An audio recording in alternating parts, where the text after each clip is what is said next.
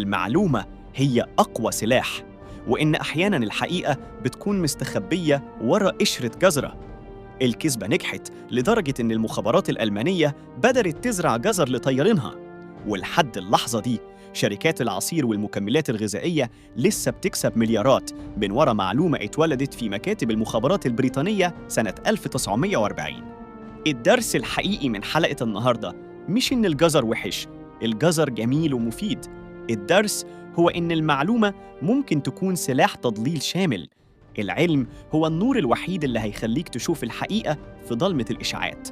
المرة الجاية وإنت بتاكل جزر استمتع بطعمه، بس ما تتوقعش إنك هتشوف اللي ورا الحيطة. دلوقتي قولي، مين لسه بيقنعك بجملة الجزر بيقوي النظر؟ لايك، سبسكرايب، وشير الحلقة لصاحبك اللي بياكل جزر وهو لابس نضارة كعب كوباية. قول له فوق يا بطل، المخابرات غفلتك. سلام.